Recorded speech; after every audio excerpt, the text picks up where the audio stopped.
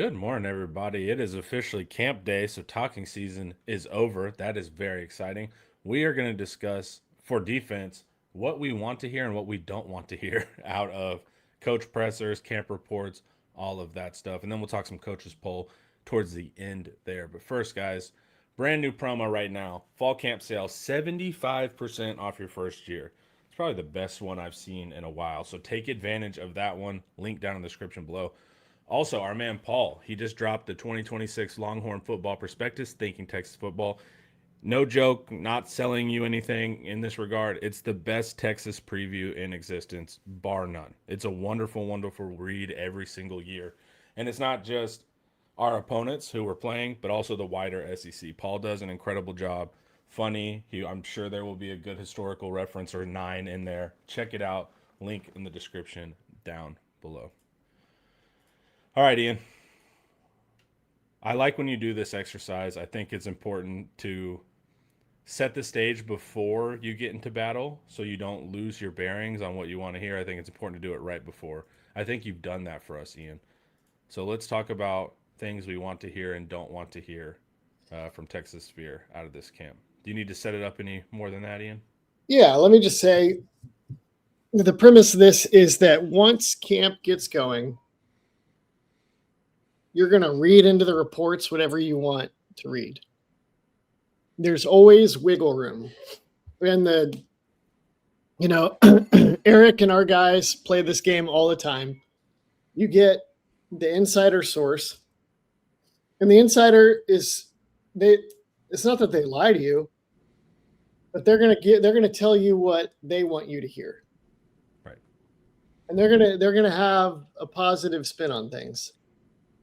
So there's it's all about emphasis. What do they do tell you, what they don't tell you. And then we have other sources that are people that just get access, right? And there are people that get access and get to watch practices or get to see things, and then they can tell us what they see. And they're under less of an obligation to be positive about what they see. But they may or may not know what they're seeing. Or they may or may not, the context clues, just because you're there watching doesn't mean you actually know what's going on. And it's not because you could be super knowledgeable, but you may not know, it's like, oh, the offense was terrible. And it's like, oh yeah, well, they were just repping a couple things and the defense was allowed to heat them up. And the offense was just like, we're not worried about success. We're just working on this, this, and this. Or the offense wanted to see what would happen if we tried this lineup configuration. So last year we played that game a lot because the reports we were getting was that the offense was getting stonewalled in fall camp. And then at one point it was like, I think I wrote an article where I was like, well, apparently they're in 12 the whole time. So yeah, if the offense plays in 12 personnel, they're probably not very good. That's not what they're going to do. I think that's what they did for 4 weeks, and it was god awful. So it ended up being, you can trick yourself so many ways, right? Yeah. So what I try to do, and this is not foolproof because obviously it didn't protect me last year, but it did protect me more than a lot of people. That's true. Right? Because I had a lot of questions and doubts, and people thought I was dumb.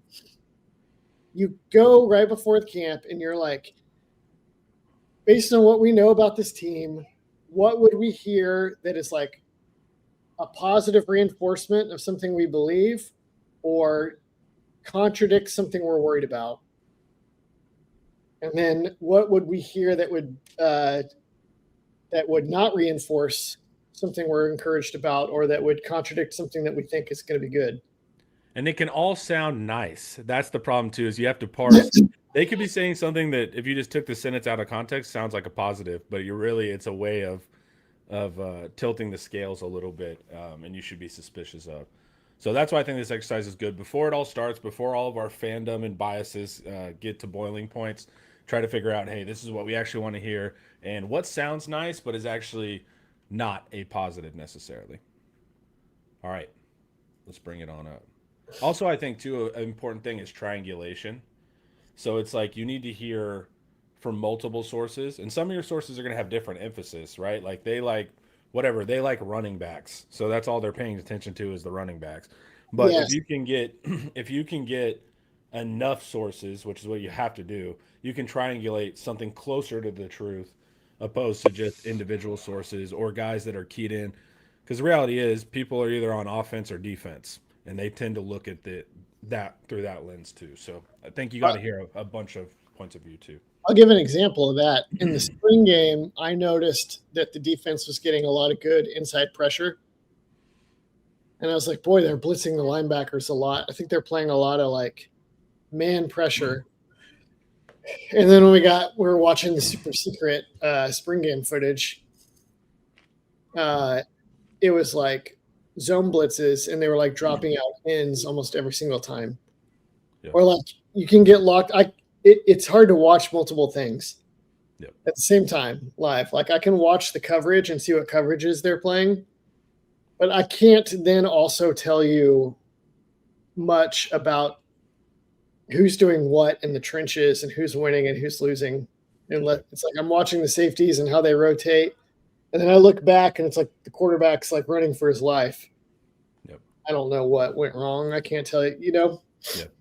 So if somebody gets access to practice and they're watching, it's really hard to see it all. The only people that see it all are the people that are incentivized to only tell you what they want you to hear. Right. So yeah, a bunch of sources, understanding where their biases lie, and then you can kind of piecemeal together something that's more factual. All right, Utah Horn, we will get to that. Or we might as well do it now before we start. Utah Horn, thank you, man. Ian, how confident are you in OU and A&M this year? What does that mean? I guess do you think they're going How to have a good? confident? Do you How, mean are they going to have good seasons, or are we going to beat them, Utah Horn? yeah, give us a follow up. No, don't need to attach any money to it, and we'll get to it. Yeah. Or do attach money to it. All right, we'll wait until that. We got the new minivan this summer. We did not do the Sienna though. We splurged for the Odyssey. So pour in the money for our new Odyssey. Ian, yeah, if you could help out with Ian's car payment, that'd be nothing. All right, here we go. Let's see. We got some other ones too before we get going. I feel good about D line. So far, O line can be decent in pass protection and give Arch time. Our offense will be cooking this season. I agree with the statement. Yeah. Yeah, I don't think the O line needs to be elite. I think it has potential to actually be really good. But if the floor is just set there and they can pass block, I agree. I don't think you need a killer offensive line.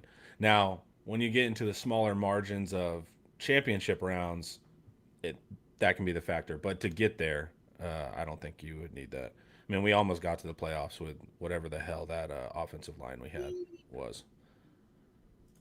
Bobby Petronic, Colin Simmons looked great covering the flat, waiting for someone to take the position at safety. Need linebackers to match the run better. Coach, these are things you could hear that would be not encouraging to Bobby Petronic.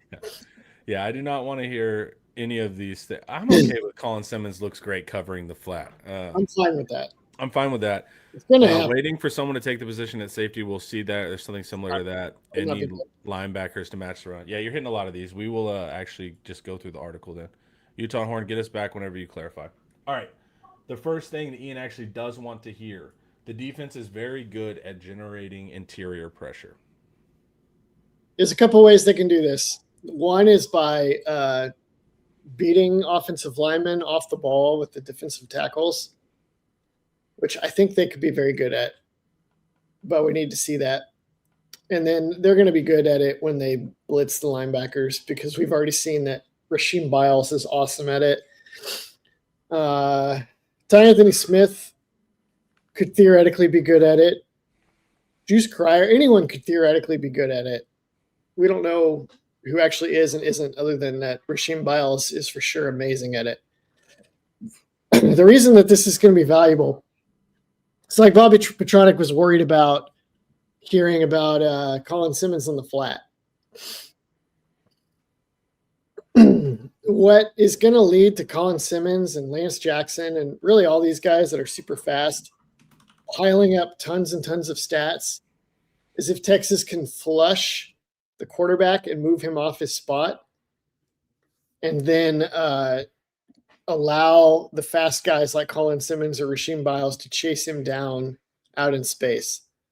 So I got a couple examples here that we're probably not going to get to until Connor gets back. But I went back to 2008. I looked back at some of the sacks that like Brian Arakpo and Sergio Kindle were getting. And everybody remembers the sacks where it's like they beat the like future NFL tackle from Oklahoma or the Texas Tech dude. They just beat him off the line and blew by him and raced in and speared the quarterback from the blind side or whatever. Everybody remembers those. What you may not remember is a lot of the other sacks did not look like that. What a lot of the other sacks looked like was initial inside pressure or even outside pressure, flushes the quarterback, and then the quarterback's like, I got to get out of here. But then once his eyes go down and he's no longer a serious threat to pass, then he's just like a plaything for the ultra fast sprinting guys like Colin Simmons or Rasheem Biles to run down. And so I don't know if you want to play these or not, but they're like a couple Sergio Kindle sacks where the first one, Sergio Kindle is playing as a spy. This is like one of Harold Perkins' sacks from his freshman year. Quarterback gets flushed. Kindle chases him down. It almost looks like a scramble, but you realize the quarterback got taken down like 4 yards behind the line of scrimmage, right? That's not the sexy things we think of with like big sacks for these guys, but these win games. Here's Oklahoma State, right? Quarterback gets chased, has to roll out. Sergio Kindle runs down the line, chases him down. These guys that are like blazing fast athletes are often super good at chasing guys down. Colin Simmons is the greatest chase down pass rusher maybe that Texas has ever had. So if you put quarterbacks into positions where he can chase them, it's going to be awesome. And that's how he's going to pile up a gazillion sacks. So that's what I want to hear about is that sacks, internal pressure. Bobby Petronic. I don't want gains of 3 in the flat. I want loss of 7 behind the line of scrimmage.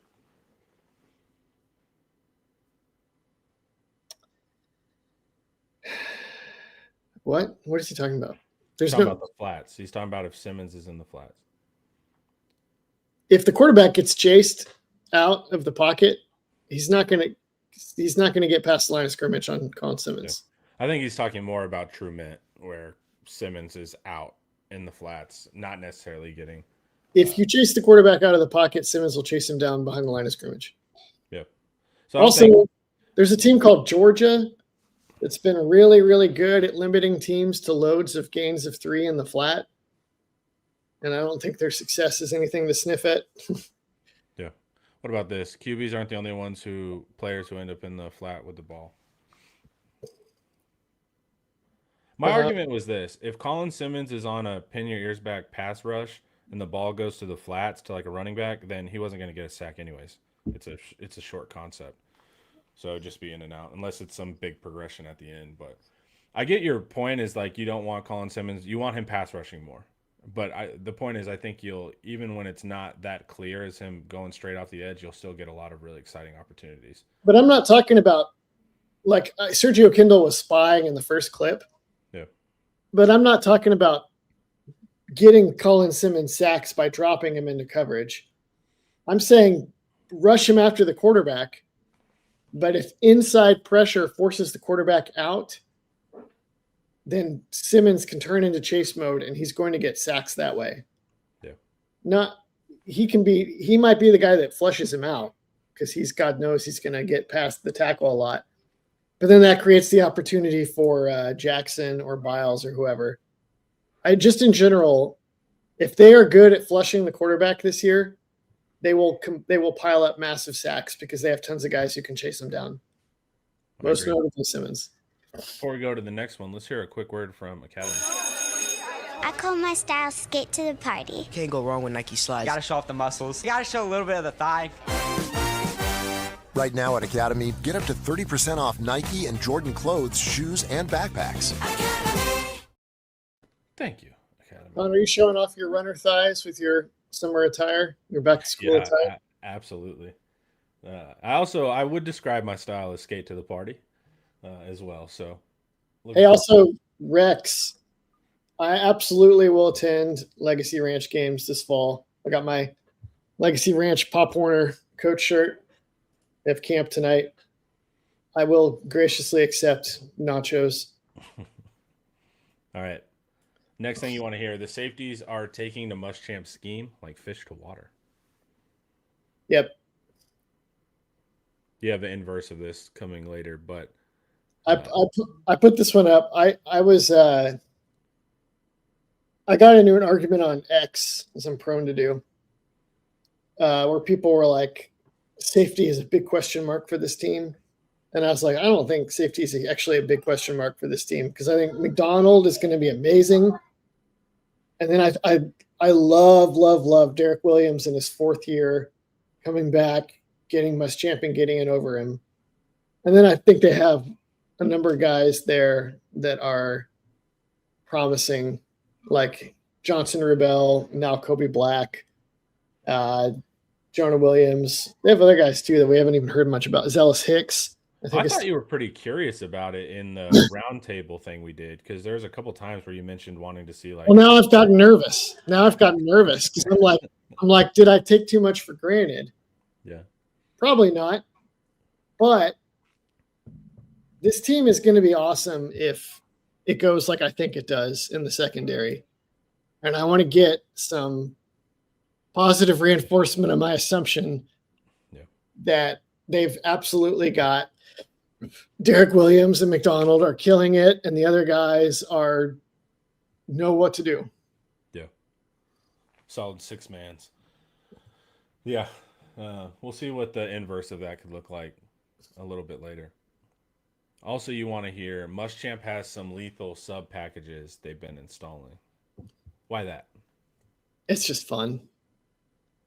It's like that's whenever a team gets the best Texas teams usually have sub packages that are lethal for like third down. Muschamp loves those things.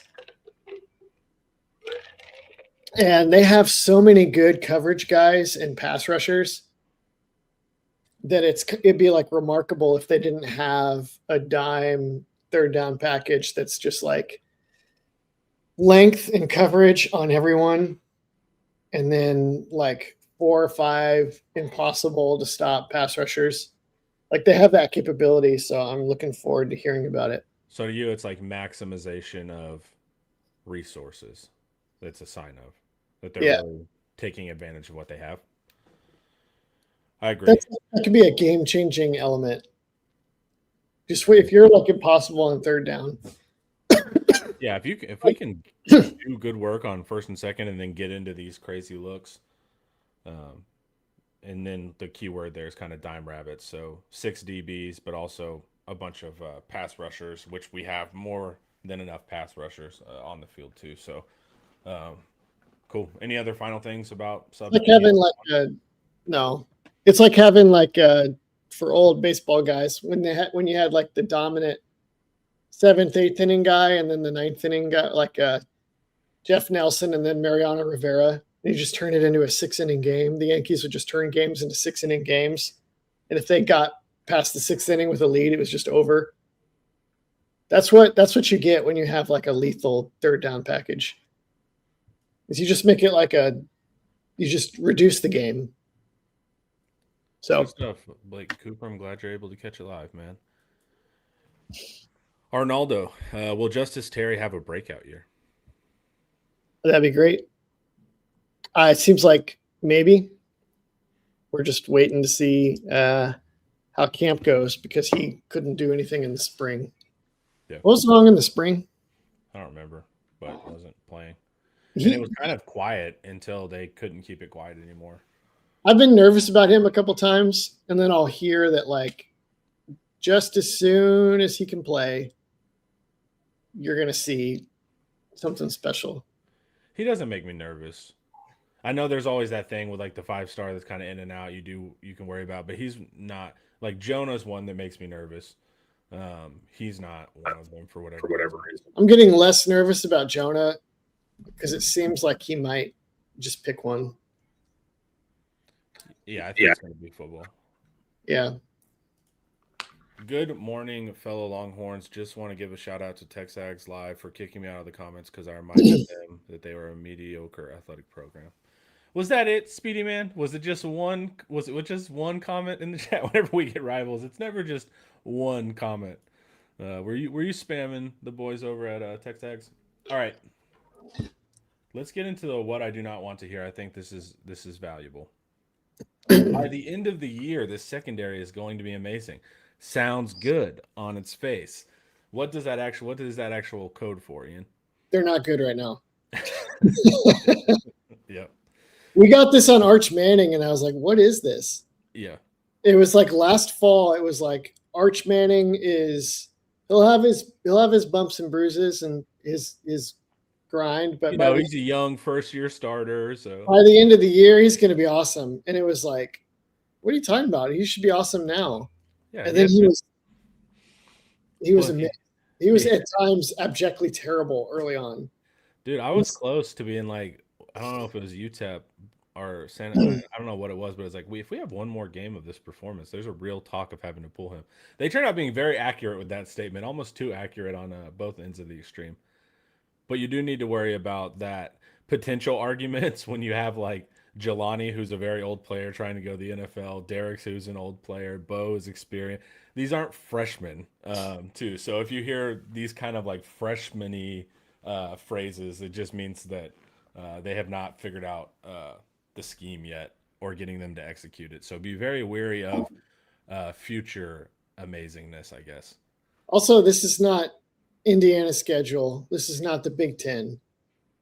Like, theoretically, you could be a team that peaks at the end of the year and figures it out at the end of the year and then wins the championship, like Miami almost did last year. You cannot do that with Texas's schedule. Right.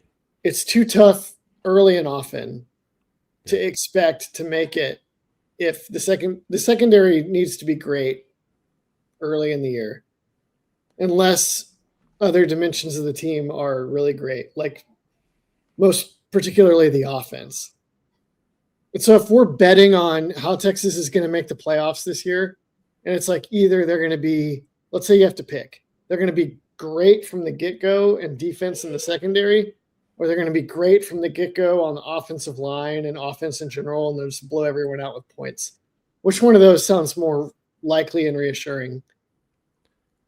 I don't know which sounds more reassuring, but more likely is probably be the defense. But what's better is the offense. Yes. We're already getting a little bit of – we already got like a last-minute pre-fall camp deal that was like, offense is, they have a lot of 3-and-outs. Yeah, we slid that in, and I just said on the roundtable, what do I want to hear that the offense is executing and doing that, and it was the opposite of what I wanted to hear a day later. And you got to be wary. They will Trojan horse. There's some Odyssey. They will Trojan horse it where it's all these positive things, and then they'll just slip in kind of some reality at the end, and you need to really pay attention when they do those quick tone shifts. Some of that is covering them for themselves. Just immediate, like, yeah, the offense actually sucks, but we think that it'll be good at some point. Yeah. And you're like, oh, no, not again. Yeah. And you can't be at some point. And then they were like, Arch was out for the spring after everything that Sark said in every single presser was like, totally doesn't matter. He was, we don't need our quarterback in spring. Oh, yeah.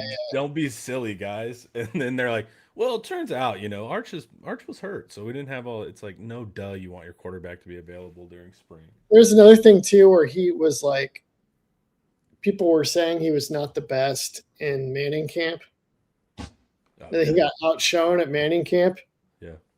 And part of me is like, camp evaluations of quarterbacks, I think you can just wipe your butt with them. It depends, man. Them, but I would rather hear that he looks super sharp and awesome. It's the Elite 11 problem. Like when your quarterback wins Elite 11, you're like, man, what a legitimate competition.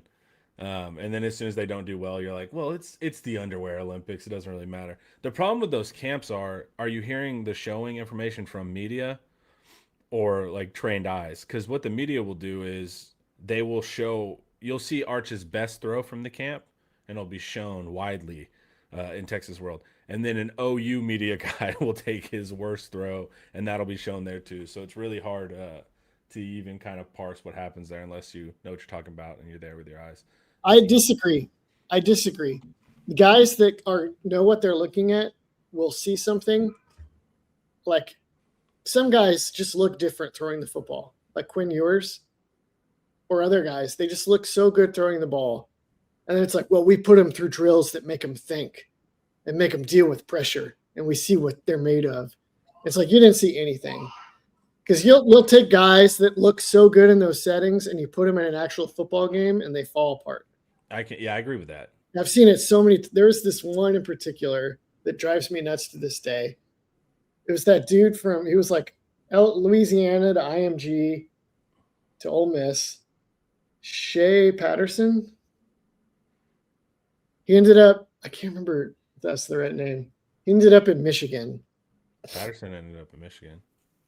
And they were like, I watched him at IMG and I was like, he moves around good, but he kind of withers in like any kind of pressure or whatever. I don't think he's really a progression passer. I think he's like a mobile, dual threat, gadget shot play kind of quarterback. And then my editor at the time at SB Nation took that out of the article, and he's like, "Hey, Ian, we had a bunch of guys see him at camp, and they're saying it's the opposite. They're saying he's like razor sharp. He's like one of the best progression passers you'll find in college football, and that's actually his strongest point." And I was like, "No, I watched the actual game. I don't think so." But I wasn't the editor. Yeah. Yes, freaking what? Yeah. Yeah, I do agree with that part, but I'm saying the problem with the fan-sidedness of those camps is you're seeing selected clips through whatever party or team Yeah. you're seeing. So it's like if you just watch Texas World, you're just going to be like, Arch killed it. I saw 3 awesome throws. If you watch the A&M guy there, Arch will look like the worst quarterback. So those camps are hard to parse, and they can translate in some ways, like natural athletic ability, but you're right, they don't necessarily go with playing football. I'm just saying, like, you can listen to the experts too, like somebody that's like lives, eats, and breathes quarterback mechanics, like Trent Dilfer or something, and they'll tell you a dude is awesome in camp, and like he's the guy, and then he will suck. You do have to be wary of trainers. Yeah, you're battling your kids over there. He's just gonna go scream at his kids downstairs. You have to be wary of trainers because they're seeing the quarterback almost 100% in a non-game context. So they're seeing them work out on the field, those kind of things. So that's a major factor. So you got to learn all the different camps and what their motivations are and what they see of the players and when they see them to go forward. Y'all should do a segment where you translate pressers when Coach Sark and company do the coach speak. I'm a big fan of the press conferences. I think there is things to glean from them, particularly when I think they're lying, I think is helpful. I know Paul hates the pressers. He wouldn't even listen to them if he didn't have to for work. He thinks they mean nothing. But I think they do subtly admit things throughout them, or they're too rosy on something that feels like they're covering up for something. I think there's some things you can get from pressers, even though it's by design a marketing tool. What do you think, Ian? I do play that game sometimes. The interpret coach speak on impressors, but it usually happens when I get to 1 of 2 points of frustration. One, where I'm like, I've had it with the coaching staff and I'm tired of their coach speak through like, you guys don't have a left guard. Or 2, when I get really frustrated with the media and I feel like their questions are really stupid and aren't getting at the heart of anything and they have no idea what the actual problems are. Yeah. Hopefully we get to neither of those 2 places this year, but usually we do. Yeah, it is a cynical exercise for me as well, generally. Very rarely do I hear something positive and go, that's 100% true, even though it could be. So that's a flaw of my thinking oftentimes. I'm just, I'm a negative Nancy. All right. The next thing you don't want to hear. You can play anyone next to Biles and it'll work. Sounds good. Why is it not good? See, this is the classic coach speech. This is like a classic like inside source where you're like, how are the other linebackers looking? And it's like, man, all of them are solid. Biles is good, and you just play him next to Biles, it's going to be great. That means none of them are good. That's what that means if you hear something like that. You want to hear specific people with specific attributes. Also, I'm please nobody blame me if something like this happens. I swear, every fall, the turf monster in a non-contact injury takes out a starter that we were all expecting to have a major role on the team. Like Troy O'Mary, Junior Angalau, where's some other ones? Baxter, we expected. Baxter, geez, yeah. Well, it might have ruined his career. Yeah. Did that happen to Jaden Blue once? No, he didn't go out for the season. We might as well have. Who else did we have? Don't say that, dude. Bobby Petronic's evil, dude. I'm not even putting that on screen. I think this is one of the spots where you really Christian Clark. Yep. You really don't want to hear that at linebacker, because especially if it's like it's Biles and a bunch of Jags.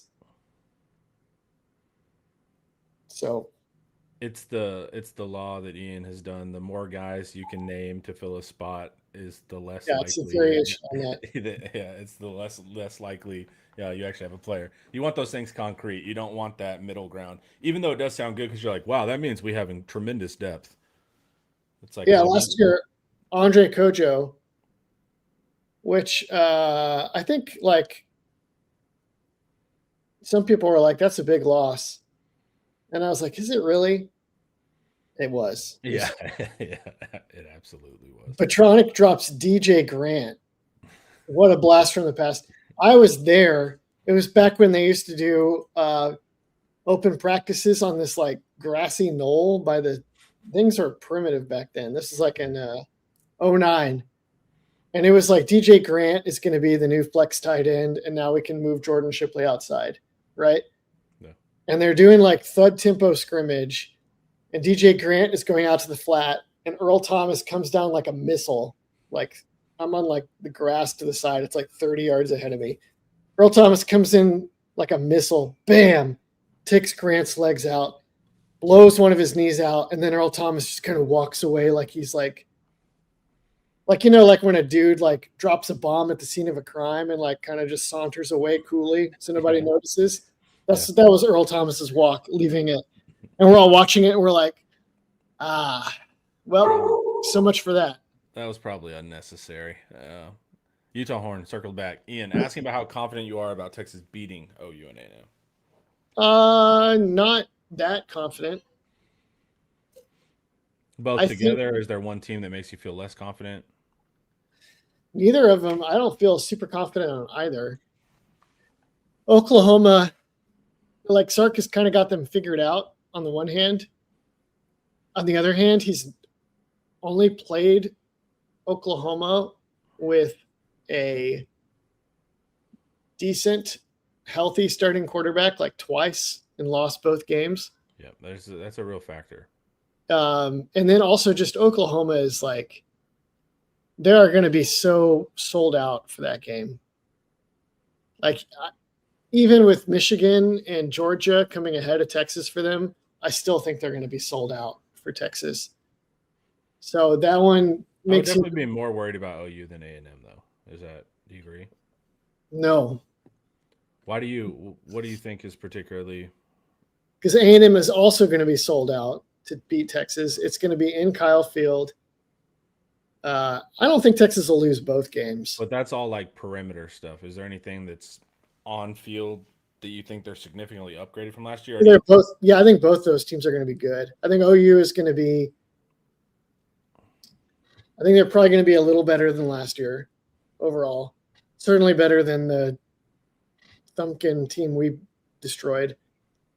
And then A&M, It's hard to tell.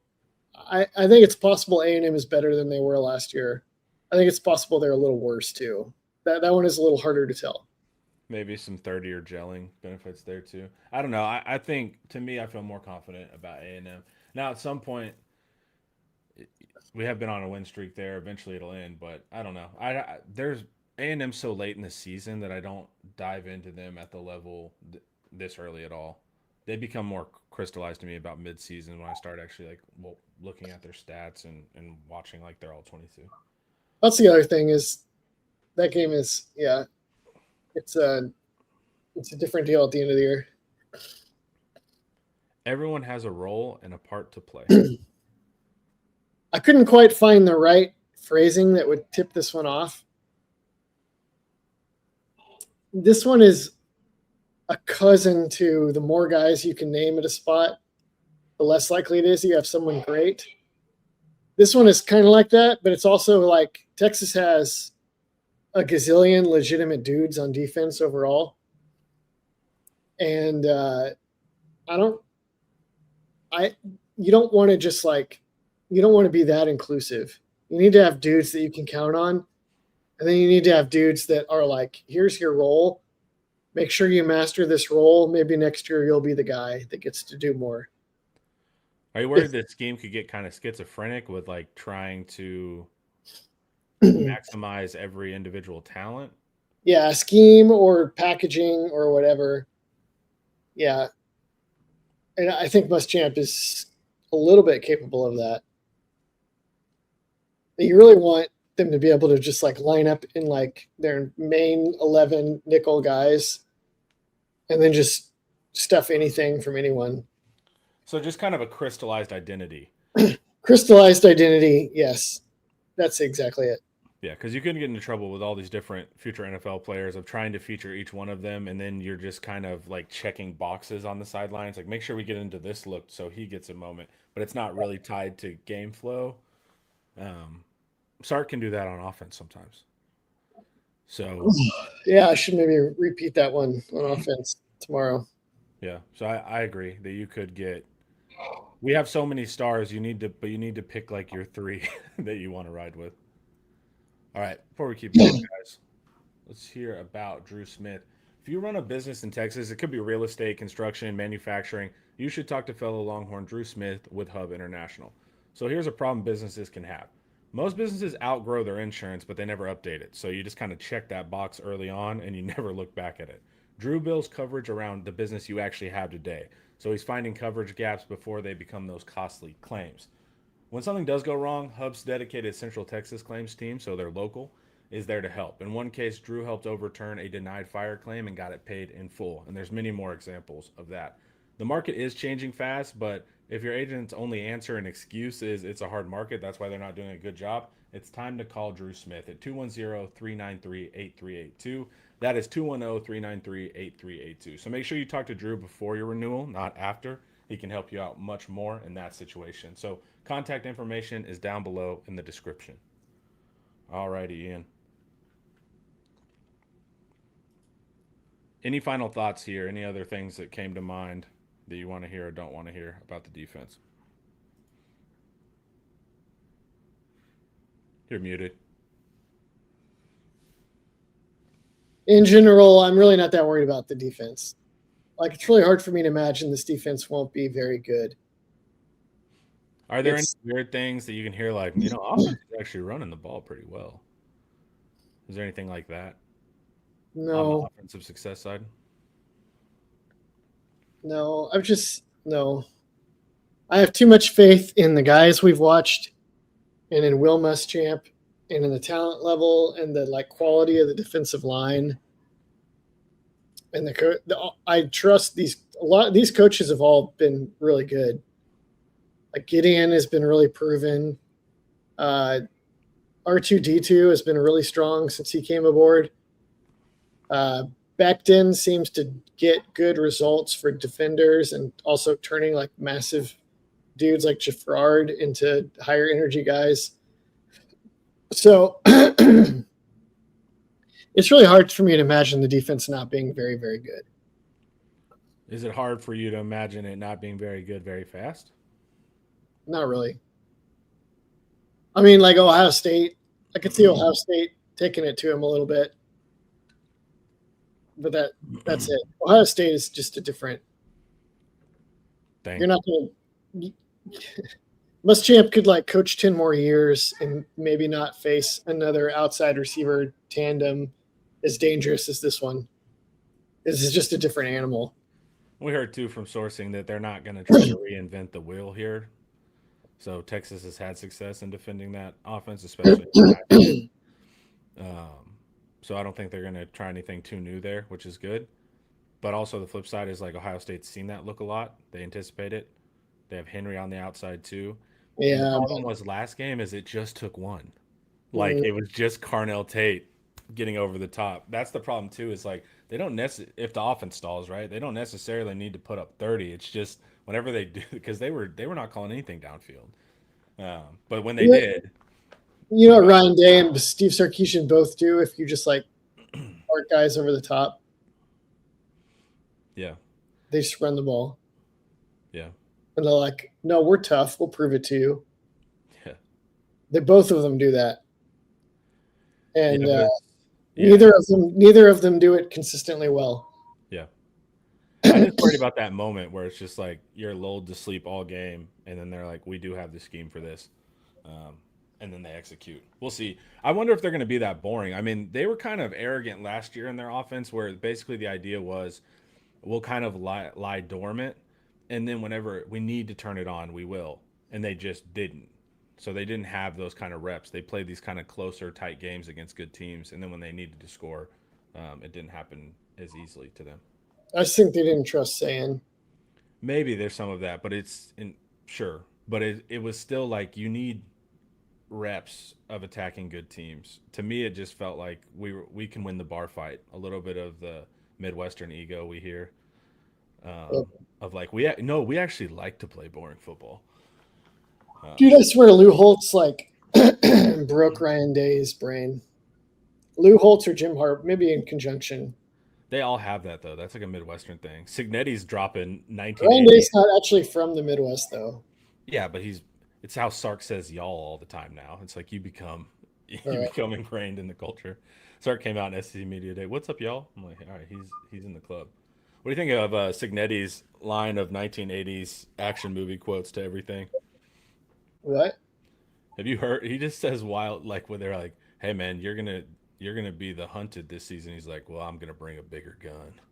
Like he just said, he keeps dropping these quotes that I'm like, I know you're thinking these up at night. They sound cool until you realize that you're having to craft these. He certainly has earned it. He's incredible, but he's getting a little bit tricky. He's getting big for his britches. Did y'all see that Notre Dame and USC are probably going to renew after all? And part of it is that Signetti didn't want to play Notre Dame and got him dropped from Indiana's schedule. Is that right? Is my audio? Blake Bryan says my mic is off. Are y'all hearing that in the chat, or Ian? Do you hear that? Yeah. Hear what? Is my mic sound different? Do I sound quiet or anything? No, I might hear like a buzz, but Okay. Yeah. Chat, tell me if you guys agree with Blake Bryant. All right. No, y'all are good. Okay. Here you turn up the volume, Blake. Maybe that's what's going on here. I think this is a Blake audio problem, not us. Okay. But yeah, Signetti, the dude, they schedule all cream puffs early in the year and build up momentum. So, yeah, it's just he's just getting corny. His quotes are getting corny, even though it's like, dude, he can clearly back them up, but they're just so like rehearsed.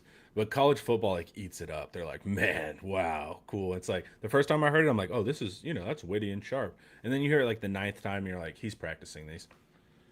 All right. And you're gonna have the offensive version of this for tomorrow's show, correct? yep. So tune in for that, and of course, also we'll have camp notes. A lot of great stuff. We have like 8 guys going to camp today, so you are gonna get a ton of stuff. Let's talk coaches poll, top 25 here. Any major thoughts kind of off the bat, Ian. First things first, our Tyler Horka took over for Joe. He points out that Texas plays 7 top 25 teams. The only team that also has 7 is Arkansas. So these are Arkansas and Texas are going to play the most top 25 teams as of right now. This changes, but today Texas would have the most challenging schedule from here. How do you feel about that, Ian? You feel pensive, reflective? I don't quite understand why people are so high on Oregon. I do hear that a lot. I think it's because they're like talent accumulation, but I don't know that their talent is actually as good as people think it is. Why is that? Let me try to adjust. Can y'all hear me better now? Whenever I talk, I'm trying to play with the audio volumes back here. Let me know. I can hear you louder now. Yeah. Okay. You can hear me louder now? Chat, let me know.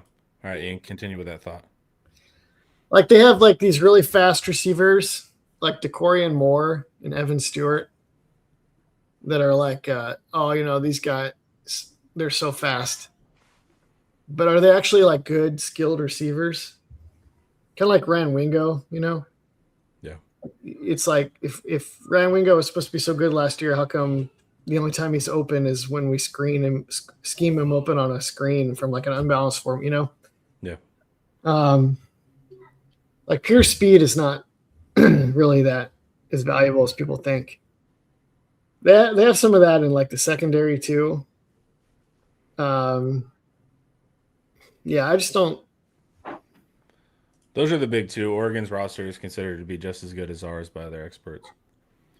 Yeah, okay. But also both teams kind of have this problem of when they get to the top of the sport, not finishing. Saw you jumped into some arguments about that on Twitter with Bud Elliott. You had to get you a piece, dude. Bud was cruising for a bruising. Yeah, Bud did. I don't think he recognized me either. Bud, he's like, are you like watches SC Network only, dude? And I was like, I'm your former colleague, dude. I didn't even realize y'all were colleagues. Then my picture is like this like crude drawing that my daughter did of me and her, and my header is Captain Bruisin. So Bud basically did this. He did a top 25 poll, but he put Texas at like 7 or something. But he did a note at the bottom of the graphic. It was the only note. He was like, Texas would be 2 if I trusted Sark. And so it's like, okay, that's fine. But then the flip side was our Evan Veith was like, okay, that's fine if you don't trust Sark. Like, that's reasonable. But you're giving Oregon a lot of credit for not doing much when they get to the top of the sport. He counters with, well, like Oregon didn't struggle with Kentucky and Mississippi State and all of that. But then he did a little interesting tactic too. What was his? He said, "This is what I seized on like a pit bull." Yeah, so explain it. Is that he was like Sark has these like no shows and mediocre games, and he's like Oregon. He was trying to because Oregon like they keep going to the playoffs and getting their doors blown off. Yeah, and so he's like reaching for something to counter that as like a comparison to Sark. And he's like, well, Oregon beat down Texas Tech. Texas Tech was better than any SEC team last year. Keyword any. And I was like, Texas Tech was better than what? Texas Tech was what? Yeah. Better than any SEC team?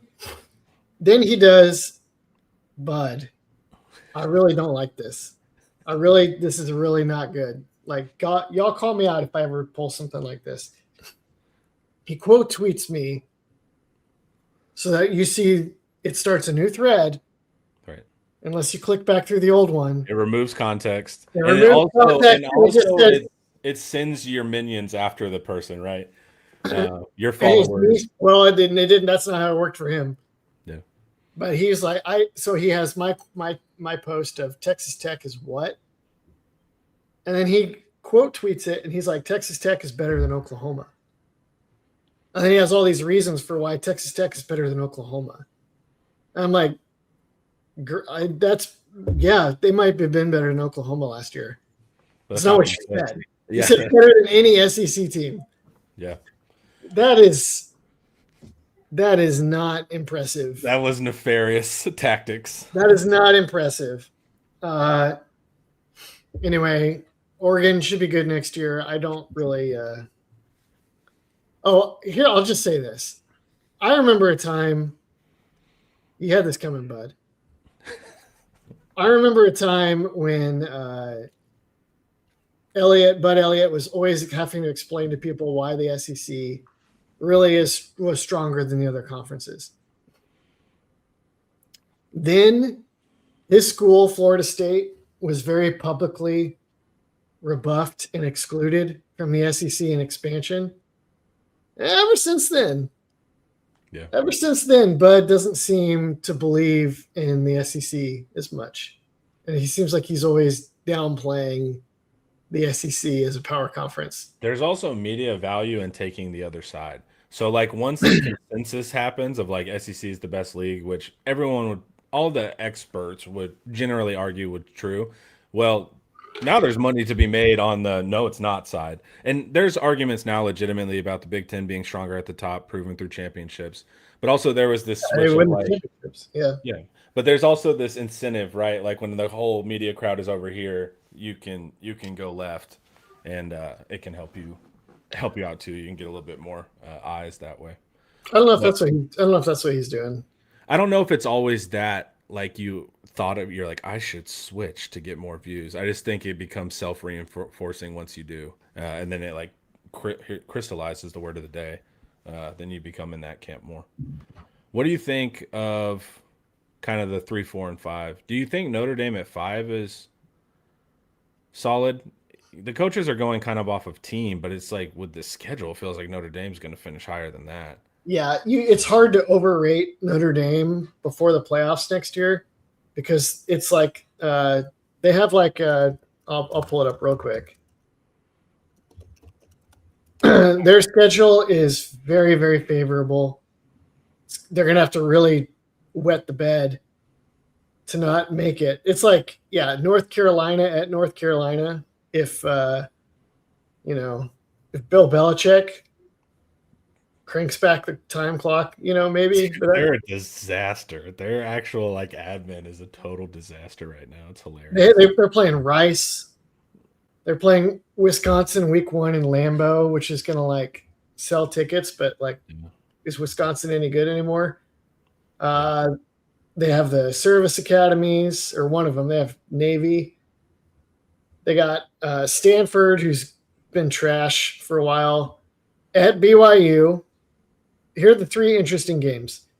At BYU, Miami at home, and SMU at home.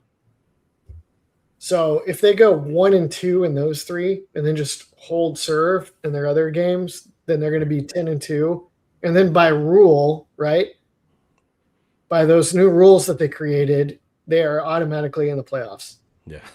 Yeah. Yeah. So like that's just. What do you think about? You think A&M and OU are fairly placed, just so we can have rival talk? I don't really think it's that interesting. I think it's Tyler. Hold on. Tyler says 10-2. Notre Dame misses out again.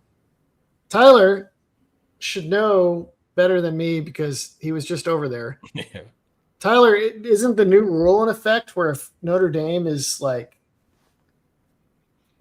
top 12, then they're automatically in the playoff? Yeah, didn't they get the caveat, or did it not get finalized where that can't happen to them again? Or is that next year? I think if they're top – okay. Yeah, Tyler says he's arguing that 10-2 Notre Dame could be number 3. But, Tyler, they're not going to be number 13 if they're 10-2. Yeah. It's not going to – When do they play the good teams? Is that later in the schedule? They play Miami and SMU in November, but both at home. Because Notre Dame had this great situation where they like play a good matchup early on, and if they won it, it was proof that they're great and then they could coast. And if they lost it, then they can just say we've grown as a team since then. But that's a little bit different if they have to play. They're a good November ball team. A lot of times when you get to November, it's like who's got size and depth and run game and run defense. Yeah. And like that's gonna be you don't really want to That's bet. the whole point. That's like their whole That's the whole thing. What do you think Ole Miss at 10? that seems fine. I think LSU will be better. I'm looking across the other SEC. Why do you think the coaches poll are suspicious of LSU? They're jealous or they don't like Lane or he hit on their Yeah, wife. that's what I don't know. I think there's a little bit of punishment in that ranking. There's a little bit of like, well, it's the first year, which I think matters less and less the farther we get into the NIL era. And then number two, you didn't do it the right way, even though all the coaches that voted on this would have done the same thing to go to LSU. So I think there is punishment there. What about Tech at 12? I think Tech is going to fall off this year. Okay. A little bit. I don't know if they're going to win the big. I think they may like lose the Big 12 championship game. Maybe that'll look silly, but I just don't know if they're Do you quite. think Sorsby is going to be a huge difference in that? Like, do you think they would be? Yeah, spending $4 million on a bust is tough. Yeah. They were counting on him playing. They have to rush Will Hammond back now, and Joey McGuire. Like, part of the appeal of Sorsby is that McGuire just chews up quarterbacks and gets them all injured all the time. It's like every year, McGuire, starting quarterback, misses time because he abuses them with like quarterback run game stuff. He was like running Tyler Shuck like 20 times a game in September to try to get wins. So it's like that worked at DeSoto or whatever, Joey, but you can't do that against college defenders. Yeah. I think their defense will also take a little bit of a step back. They're going to be good, but I think maybe the biggest thing for them is Cedar Hill, for Joe McGuire. The biggest thing for them is that I think all the negative attention around that program is not something that anyone there is used to dealing with. And I think that's going to drip into that building and manifest in unexpected ways for them. It's not like Texas where you get there and you're immediately public enemy number one and you sink or swim. And it's like the whole culture is used to it. I was going to say, do you think it would? You don't think it'll create some type of bunker mentality? You think it actually will mess them up? Because they do have this idealized version of themselves as like the plucky underdog, and that kind of got smashed. But also, they're isolated out in the desert, so maybe they're geographically they're in a bunker. I think that is a hit or miss kind of thing. I am interested to see that. And also, it's like I can easily, if they start losing, I'll be like, it's because of that. And it's like, no, their defensive tackle can't stop the run. It's probably actually the reason, but I will verify it. The biggest thing is that the Big 12 is a crab bucket.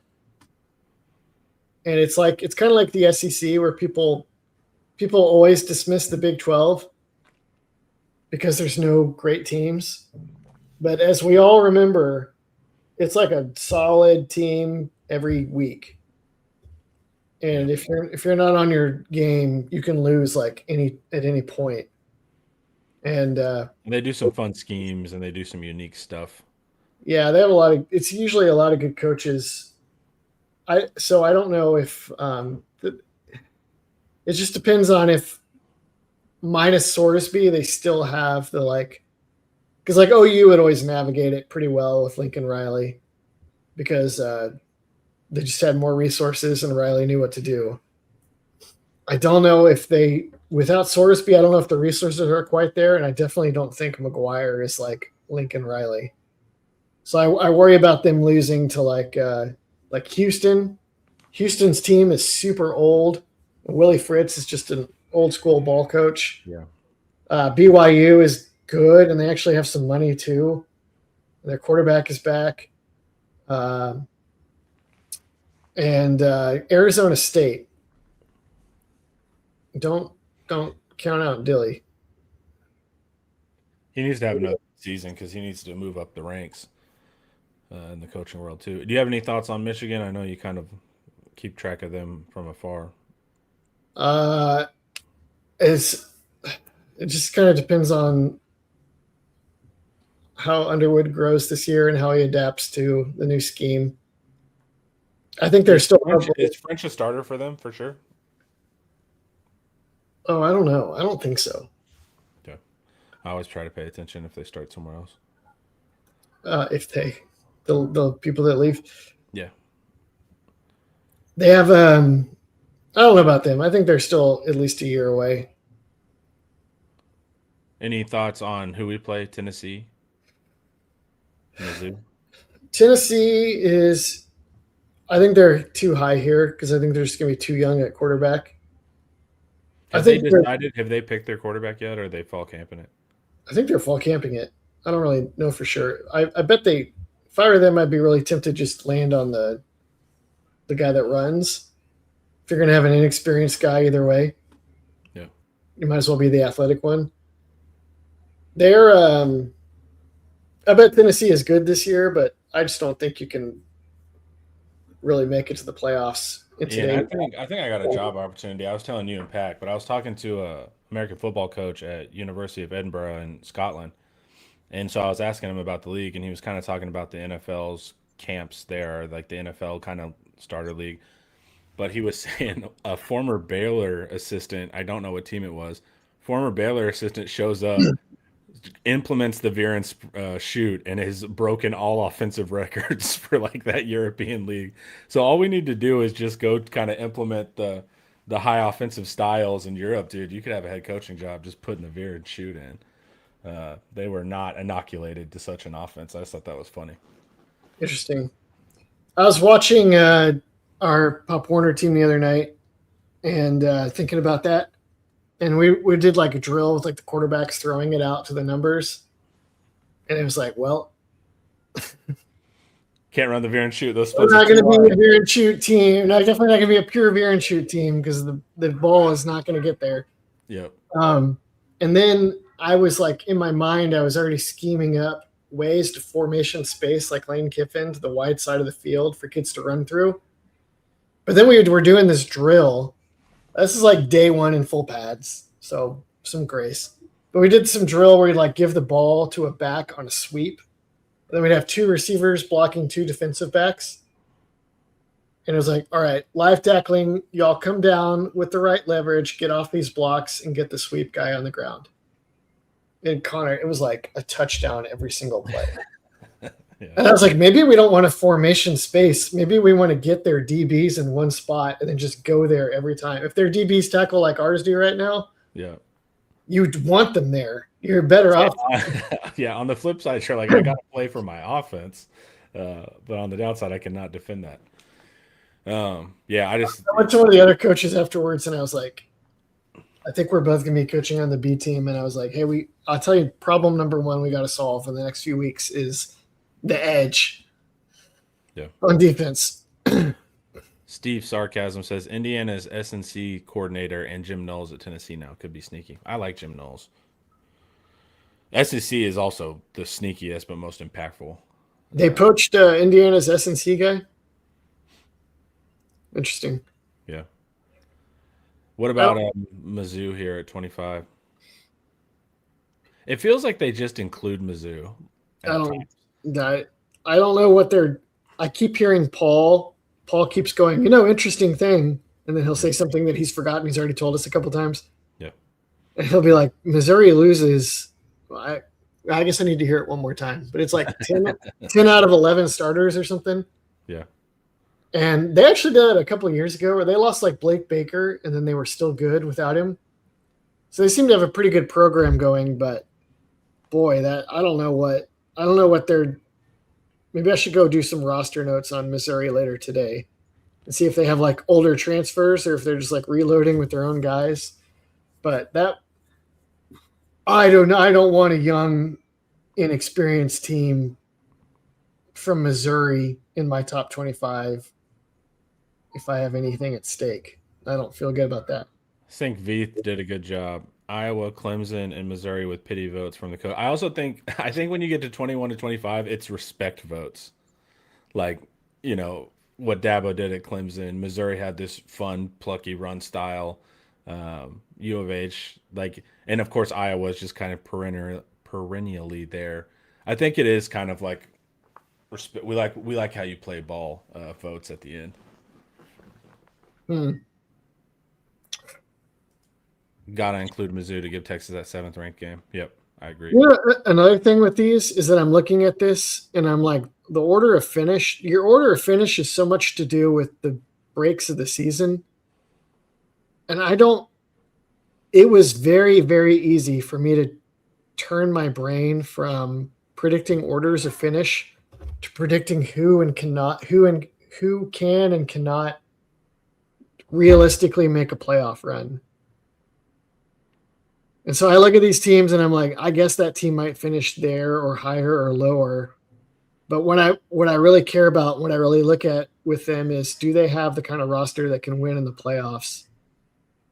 And so like I look at like Oregon can finish really high. They finish high almost every year, but I don't really believe in them in the playoffs unless those outside receivers are a lot better than they've been. Who are your actual can win the national championship contenders here?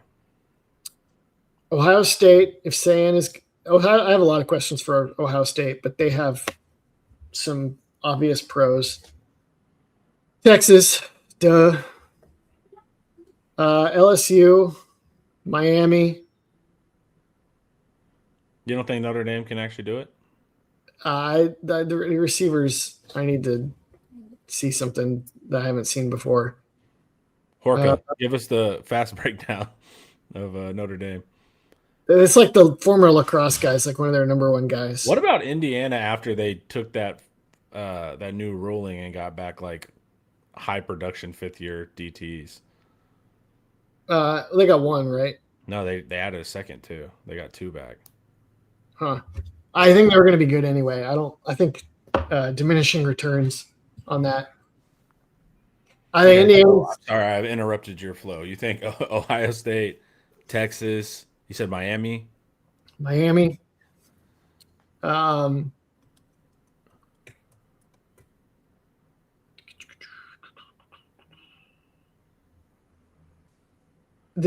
things with Indiana are tight end and quarterback are like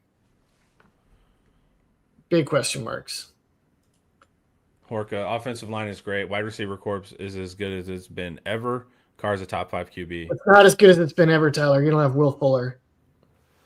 But also, if you have a Will Fuller on this team, then I'll put Notre Dame into the semifinals at least. Tyler, is Greathouse still playing for y'all?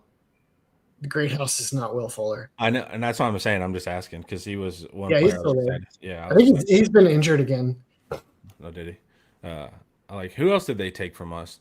They take is it Finley? He was at Alito. It was like a year or two ago. They got another receiver from us. Yeah, exactly. Yeah, yeah. They've taken a couple of players that I've actually liked up there. So, but Georgia, you don't think Georgia will get there? I think Georgia will win the SEC and then lose in the playoffs again. So really only about 4 true contenders you think are here. I feel like somebody's missing here. Right?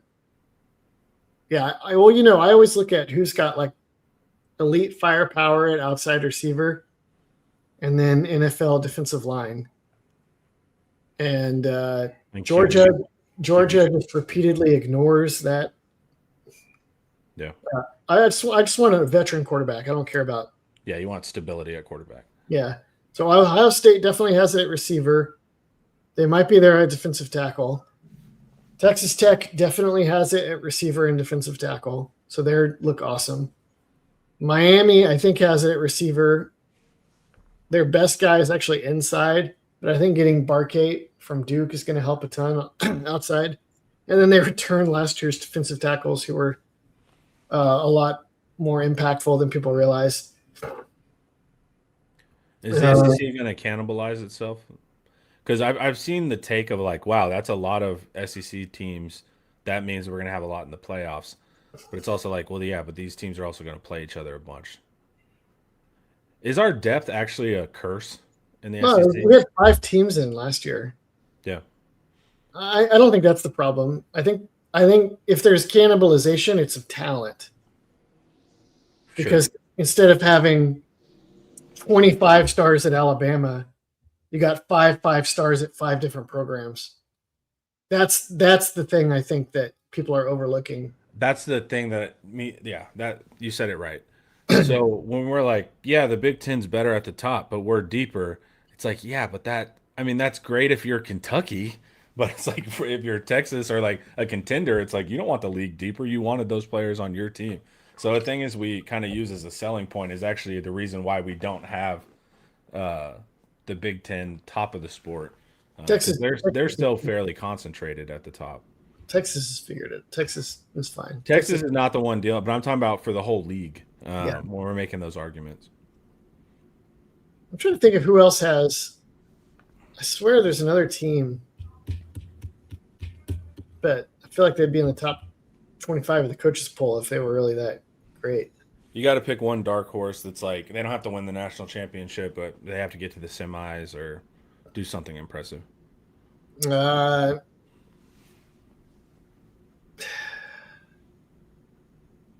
if DJ Hicks and or some of the other young D tackles put it together at A&M, and Marcel Reed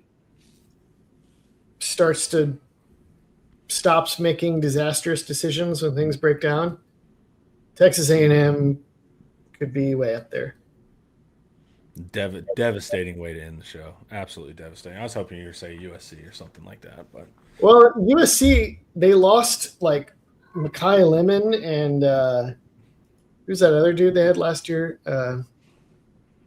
I pay zero attention to USC. They had 2 awesome receivers last year, and they lost them. And so like they're like our whole program has like never been deeper or whatever. But I don't know if they have the receivers again. They have Gary Patterson. If they have 2 more NFL guys like loaded up in the queue, then sure, I'll take SC to be a dark horse. Guys, Should look into that. it is camp day, and you can get 75% off your first year. That's a hell of a deal. Hit the link in the description. Of course, we're going to have a ton of IT guys covering every single aspect of the media availability and then what we saw at the practice and camp. So I'm super excited about that. Make sure, because it's not talking season anymore, Ian. We got real football. Make sure to get Paul's preview, guys. It's incredible. Year after year, never fails. The link is down in that description below. We would appreciate your support of Thinking Texas Football. Everyone, have you a wonderful day. Stay locked in. We got more videos coming at you and coverage from the first day of camp. See you later. And this was brought to you by Academy Sports and Outdoors.